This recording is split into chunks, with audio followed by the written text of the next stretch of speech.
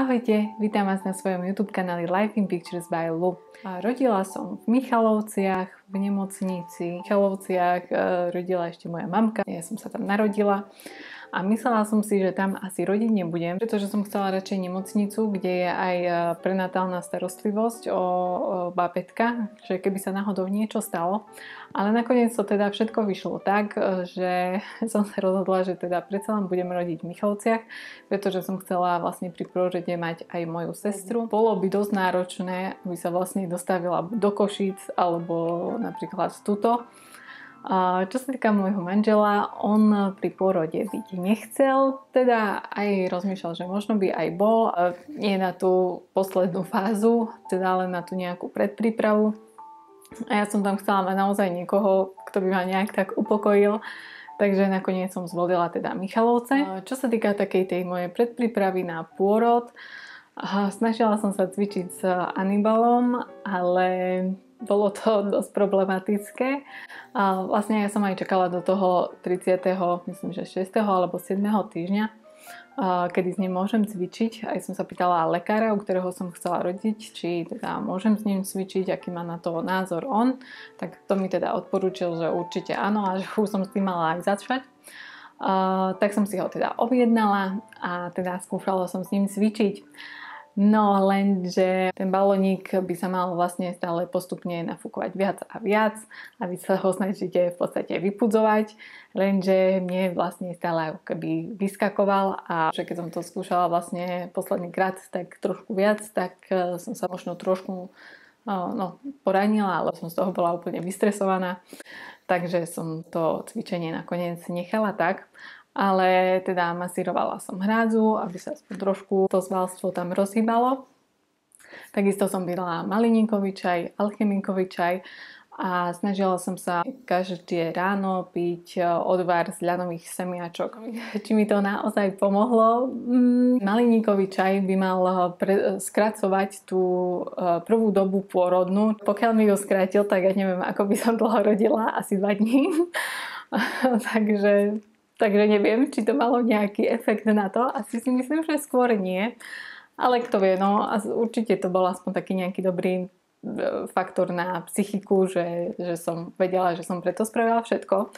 Čo sa týka tých ľanových semiačok, oni by mali ako keby robiť takú ľahšiu cestu, že tam urobia, neviem, nejaký sliz, alebo ja neviem, niečo jednoducho, že to tak zvláčnia tie pôrodné cesty, ale to tiež neviem, či teda to nejak pomohlo, ale čo sa týka čoho mi to pomohlo, tak je to, že som nemala posledný vlastne trimester a vlastne pred pôrodom žiadne zápchy, čo má veľa žien pred pôrodom s tým problém. Takže keď už nič iné, tak aspoň toto. Čo sa týka teda samostatného pôrodu, to na mňa prišlo v stredu 31. júna. Na tom pôrodnom oddelení musím povedať, že všetci boli strašne zlatí. Som bola z toho naozaj rada, vlastne tie sestričky aj lekári, keď som tam prišla, tak všetci boli vlastne naozaj strašne zlatí a v podstate aj pri pôrode boli strašne fajn. A čo sa týka 6. nedelia, to vám potom vlastne budeme rozprávať možno v druhom videu. Tam to bolo trošku také kadejaké, ale hovorím, na tom pôrodnom oddelení boli naozaj zlatí ľudia a ja som sa toho strašne bála, že tam bude niekto zlý, bude sa nejak zle správať alebo povýšenecký, alebo jednoducho z toho som mala asi najväčšie obavy, z toho ľudského faktora, aby tam na mňa nebol niekto jednoducho zlý, alebo aby ma tam neprikovali ku posteli a teraz, že tam budem, ja neviem, niekoľko hodín vlastne stonať v bolestiach a budem pripútaná a nebudem sa môcť hýbať, alebo tak. Čiže preto som si aj dosť pozerala tie rôzne pôrodnice a bála som sa rodiť hocikde. Ale nakoniec, chvála Bohu, toto bolo v poriadku. A hovorím, ako som chodila už vlastne na tie ozvy a tak do nemocnice, tak som chodila už k pánovi doktorovi. V stredu večer teda som začala mať také zvláštne bolesti. A teda niektorí hovoria, že keď budete mať kontrakcie, že to určite budete vedieť, že to sú kontrakcie. No určite vôbec som nevedela, že to sú kontrakcie, lebo akože neviem, bolo to za začiatku také zvláštne, neviem, bolelo ma to tak všade, aj vzadu, ako keby v krížoch, aj naľavo, aj tak hoci kde jednoducho, že som naozaj nevedela, či to môžu byť kontrakcie, či nie. Bolo to také, že to zabolelo, potom kvázi nič, potom zase, ale potom zase, čo ja viem, pol hodinu nič a to už bol večer. tak ja som ani nechcela nikomu hovoriť, že z rodiny, že či mám kontrakcie alebo čo ich stresovať, že teraz, keď vlastne sama neviem, že či to nie je len, že ma jednoducho bolí brucho. Ja som sa snažila ísť spať, môj manžel už začal hovoriť, že no jasné, určite rodíme, už to tu je a tak. A ja, že nie, že asi prečo, že ešte asi nie, že to nebude ono, lebo aj predtým ma bolelo vlastne celkom brucho, ale bolelo ma len na jednej strane. Naľavo a v podstate to bola oblička. Aj spala trochu, aj nespala, stále som sa budila na také nejaké tie bolesti a rozmýšľala som, že či to je asi, že možno aj to je ono. Aj som volala sestre, že či náhodou teda mi nevie povedať, že či sú to tie kontrakcie, alebo že ja vôbec teda neviem. Tak ona hovorila, že možno aj hej, že to zvykne byť také, že ona vlastne tiež zo začiatku nevedela, že to sú asi kontrakcie. A potom asi o takej 2., 3. ráno už to začalo byť dosť intenzívne. Už ma dosť bolelo brucho, už som nevedela, ako sa vlastne mám dať. Už to bolo skoro každých 15 minút. A okrem toho mi vlastne prišla aj taká strašná bolesť zase do tej ľavej strany dolu a do krížov a všade jednoducho, že som ako keby nevedela ani chodiť. A bolo to dosť také zlé a intenzívne, tak už som tak postupne rozmýšľala, že teda či radšej neísť do nemocnice pre istotu, keby sa to nejak zhoršilo. Aj hovorím, už to bolo také intenzívnejšie, takže už sme si dali vlastne aj takú aplikáciu na tie kontrakcie, tak začalo to byť také pravidelné, vlastne každých 15 minút. Tak som teda povedala manželovi, teda, že radšej poďme do nemocnice, kebyže náhodou. Cesta do nemocnice, my sme mali vlastne nemocnicu asi tak 25 minút autom. Bolo to niečo strašné, akože mňa tak pichal a bolel tá ľavá strana aj, že ja som nevedela sedieť. Tak som si hovorila, že Bože, chvála Bohu, že nerodím niekde, kde je tá nemocnica ďaleko, lebo ja by som nevydržala tú cestu. Sme museli zastaviť asi po 5 minútach, lebo ja som nedokázala sedieť. Mňa to tak bolelo, že jednoducho hrozne. Tak som sa tam postavila a snažila sa nejak dať dokopy. A potom sme zase nejak išli a už som sa snažila nesedieť na tej strane. Ale hovorím, neviem, čo to bolo. Asi to boli tie kontrakcie a možno zároveň aj s tou mojou obličkou niečo dokopy. Keď sme prišli do nemocnice, tak vlastne sme museli ísť na príjem. A tam sa nám spýtali, že čo ako, a teda, či som prvorodička, že teda áno, a že myslím, že asi mám teda kontrakcie. A taká sestrička, no, že tak to bude nadlho, že keď ste prvorodička, ja že tak som si povedala, tak sa nie, že som robila všetko preto, aby to teda nebolo tak dlho. Tak sme potom išli vlastne hore na to oddelenie pôrodné, tam ma dali na ozvy a ako náhle som prišla vlastne do nemocnice, tak všetko prestalo, jednoducho tie bolesti boli oveľa menšie, akože neprestali úplne, ale boli oveľa menšie. Tak som si hovorila, super, tak som tu prišla teraz ako keby neviem, akože sa to nejak pozastavilo. Pozreli ma, takže to nevyzerá na to, že by som teda rodila, že asi sa neotváram alebo tak. Tak nás poslali naspäť. Ale jednoducho mne bolo už tak divne a hlavne som si hovorila, že tú cestu to nedám. Tak sme išli na byt k mojej sestre. No a tam mi zase začali tie kontrakcie, teda tak postupne najprv každých 10 minút. Akože bolo to v priebehu niekoľkých hodín. Potom vlastne ako keby každých 7 minút. Tak už som potom volala môjmu pôrodníkovi, že či mám ísť do nemocnice alebo nie. Tak on hovoril, že keď to bude také pravidelné, aspoň pol hodinu alebo tak, že až vtedy teda mám prísť, že on pozeral ten nález, že zatiaľ akože nemusím chodiť do nemocnice. No dobre, tak teda som zostala tam, ale už to bolo naozaj také intenzívne. Už aj od večera som bola aj na vecko asi tak 5 krát, alebo jednoducho, že tam všetko chodilo a tak. Takže už som asi myslela, že teda asi naozaj budem rodiť, ale nechcela som ísť do nemocnice, pretože som sa bála, že tam prídem zbytočne. My sme tam boli s manželom, on mi počítal tie kontrakcie a už to začínalo byť naozaj také veľmi intenzívne. Tá bolesť bola v podstate taká ako keby do brucha, do krížov. Som musela predýchavať tú bolesť, že to nebolo len také, že ešte sa to ako tak dalo. Už jednoducho bolo to také naozaj intenzívnejšie. Snažila som sa stále chodiť, gúďať. To dieťatko tlačilo dolu a išlo to čím rýchlejšie, teda keď som mala rodiť. No, potom som teda už keď to bolo každých 6 minút alebo tak, tá kontrakcia trvala skoro minútu, tak už sme volali teda opäť môjmu porodníkovi a on teda už povedal, že nech teda prídeme do nemocnice, že ma pozrie a že uvidíme, že čo bude so mnou. Ako náhle som prišla do nemocnice, opäť to bolo slabšie, opäť tie kontrakcie ako keby prestali. Ja neviem, či to je jednoducho tým prostredím, lebo nemala som nejaký veľký stres z nemocnice alebo tak, ale jednoducho možno tým, že človek príde do iného prostredia, tak úplne sa to tak nejak zredukovalo. Ale už tam bol aj ten nález, že teda už som asi trošku otvorená, že naozaj, že už si ma tam nechajú, že už to vyzerá na to, že teda budem rodiť. A to bolo asi 10 hodín do obeda alebo 9, tak nejak som tam prišla. Som chodila aj na predprípravu inak, predpôrodnú do Michaloviec. A tým pádom, že som chodila na predprípravu, tak som vlastne nemusela si zaplatiť osobu pri pôrode. Teraz je to myslím tak, že len pokiaľ má poisťovňu dôveru, tak potom keď chodí na tú predprípravu, tak vlastne nemusí platiť za tú osobu pri pôrode. A ja som tam chcela teda, že zo začiatku by tam bol môj manžel, kým by som len predýchávala a potom už keby to bolo také vážne, tak už teda by prišla moja sestra. Lenže tým, že bol COVID, tak manžel mohol prísť až ako keby na pôrod. Najprv som išla ako keby do izby, tam som si zložila veci, kde budem a potom až po nejakom čase, po hodine vlastne ma zase prišiel pozrieť pán doktor a až potom vlastne už keď to vyzeralo také, že naozaj je to také vážnejšie, tak až potom som vlastne išla na ten pôrodný box. Takže manžel išiel domov a ja by som tam nebola úplne sama. Prišla moja sestra, pretože ona je lekárka, ona tam aj pracuje. A čo sa týka Michalovskej nemocnici, čo je tam úplne super, to oddelenie je úplne nové. Čiže vlastne aj tie izby, aj tie porodné boxy, je to tak vyriešené, že sú normálne ako izba. Nie je to tak, že nejaká stena len predelená.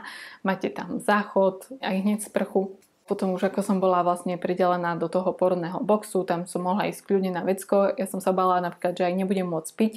Ale čo som sa pýtala doktora, tak hovoril, že samozrejme kľudne môžem piť. Potom sa postupne zase ako keby tie kontrakcie zintenzívnili. Ja som sa stále snažila chodiť, nesedieť. Som sa snažila aj stále do podrepu. Bola tam aj fidlopta, ale ja ako náhle som si sadla, tak ma strašne, ale neskutočne ma bolel ten ľavý bok, že nedokázala som sedieť.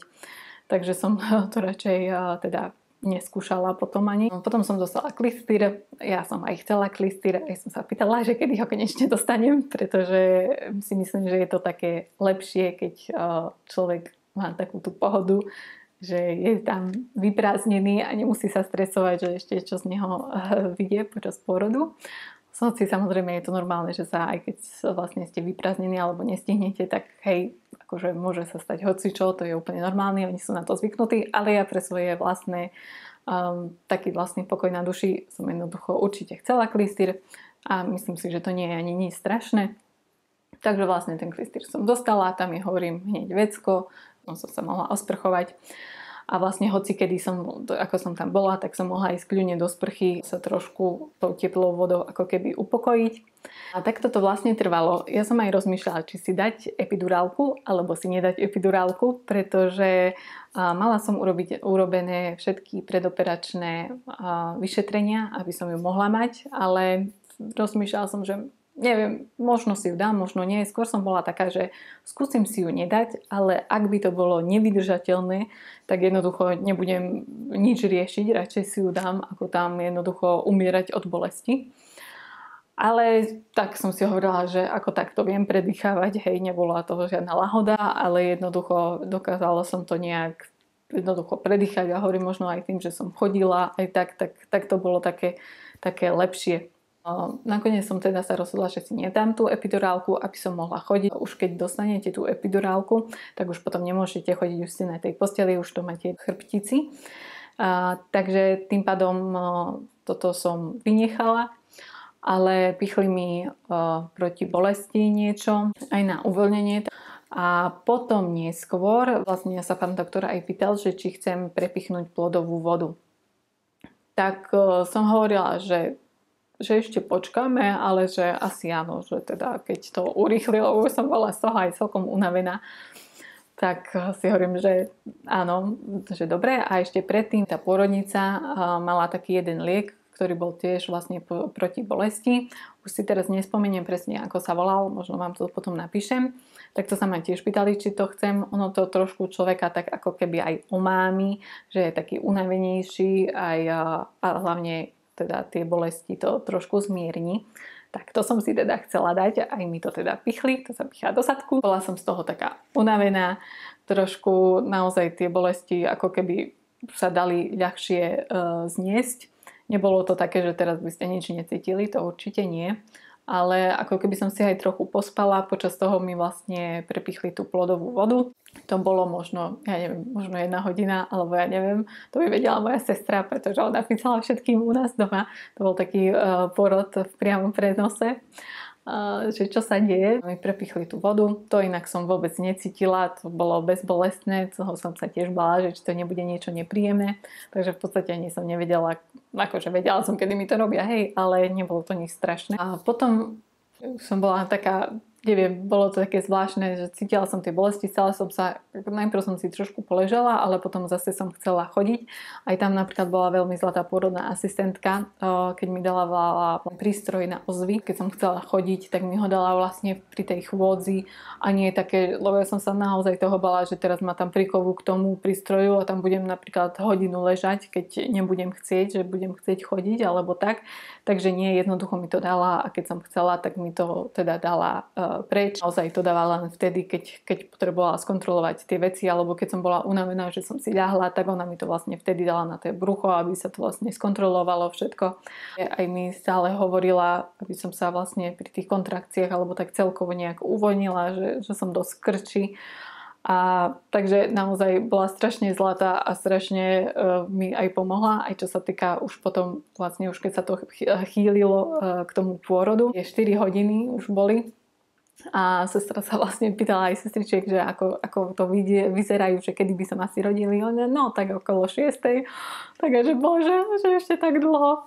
Tie kontrakcie tam stále boli a potom asi to už som sa začala tak viac otvárať a už to začalo byť naozaj také intenzívnejšie, že už to bolo dosť také náročné, už som bola aj na tej posteli občas, aj tak, že som sa tam jednoducho držala. Pôrodná asistentka mi vlastne stále pomáhala, už to asi bola tá druhá doba pôrodná, ale ma tam tak nejak zvláštne polohovali na bok. Ja som sa inak bola aj veľmi tej polohe, že budem na chrbte. Aj som sa pýtala, či musím byť na chrbte, že by som chcela rodiť skôr nejak inak ako na chrbte.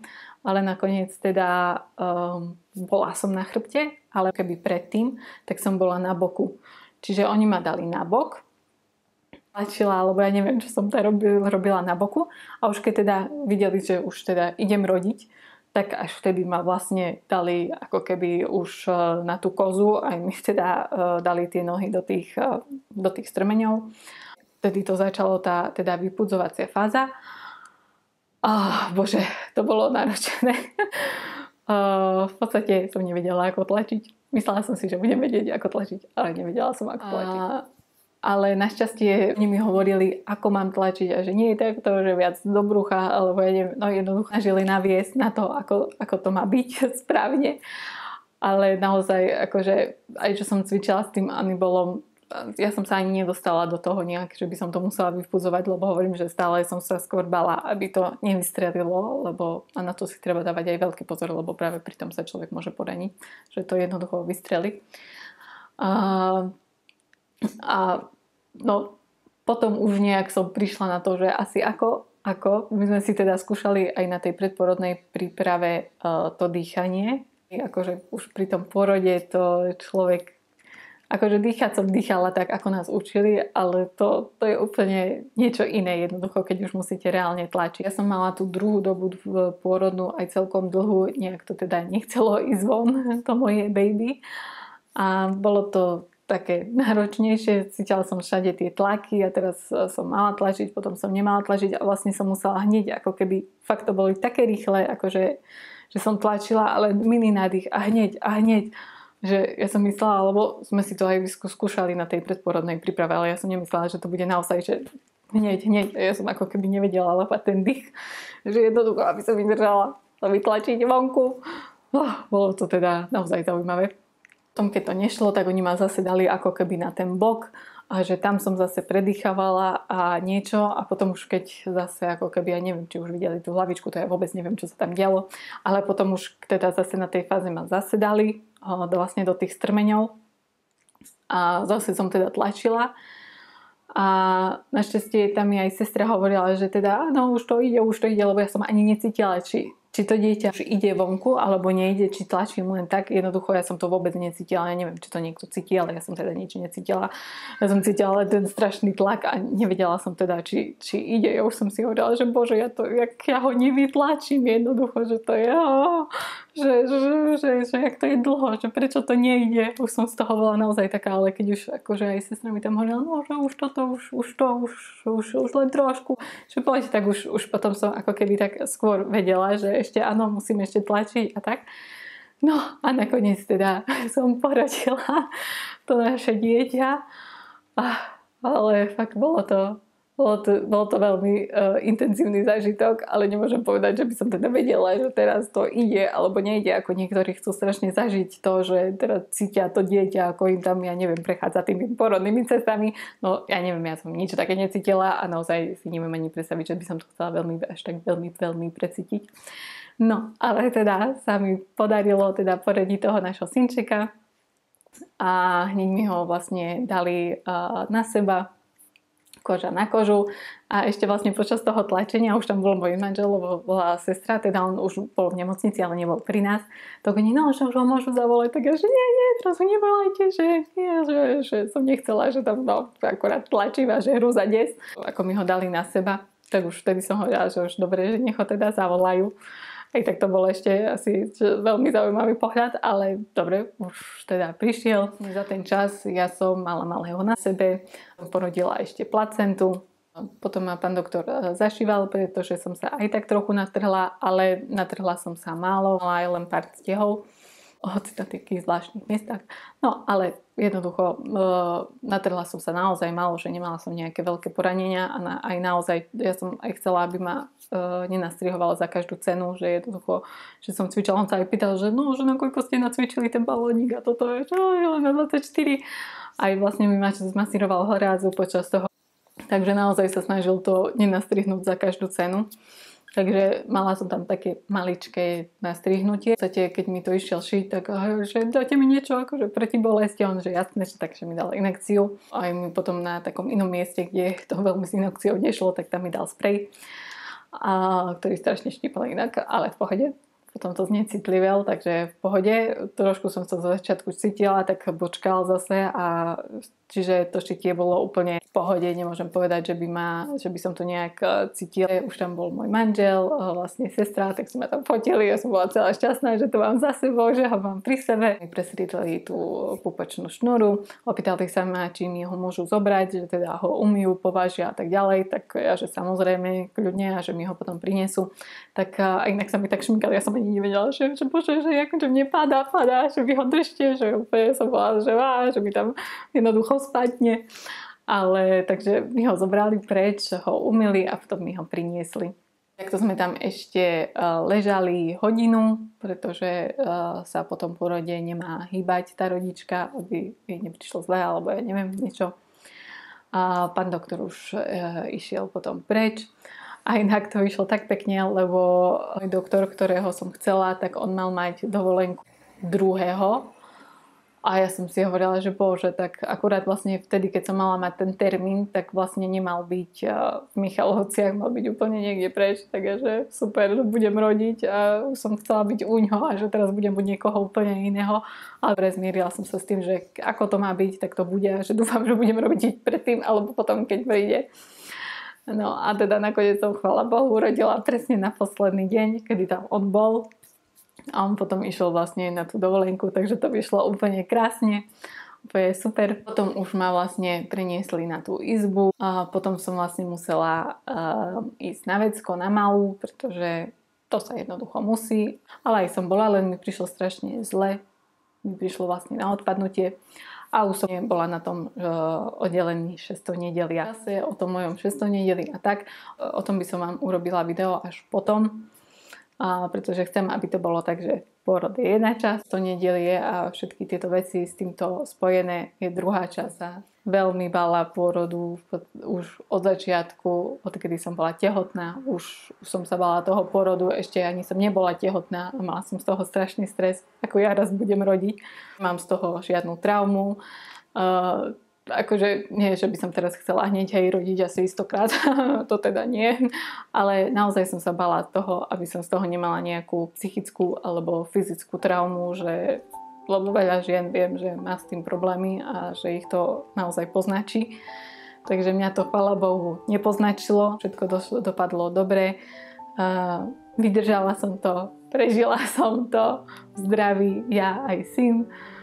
Dá sa to prežiť, hoci viem, že každý to má úplne inak, že niekto to môže mať lepšie, niekto to môže mať horšie, niekto ani nevie, že tam príde, už je otvorený na neviem koľko centimetrov a ide hneď rodiť. No u mňa sa to naozaj rozbiehalo, alebo teda ten pôrod trval skoro celý deň. Tie začali o 7 večer v stredu a rodila som v štvrtok.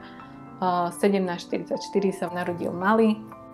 Mal 3260 kg, 49 cm.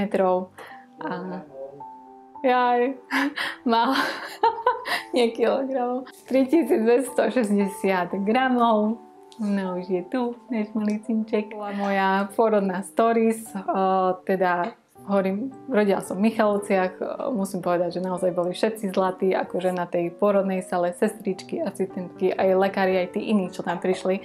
Aj keď som chodila na tú predprípravu, alebo vlastne keď som chodila na tie ozvy, tak všetci boli naozaj veľmi zlatý. Tak toto u mňa dopadlo a toto vlastne by bolo všetko na dneska, už sa musím venovať synovi. Takže dúfam, že sa uvidíme aj na budúce a že vám potom natočím video o mojom 6. nedeli. Tak sa majte zatiaľ pekne, ahojte!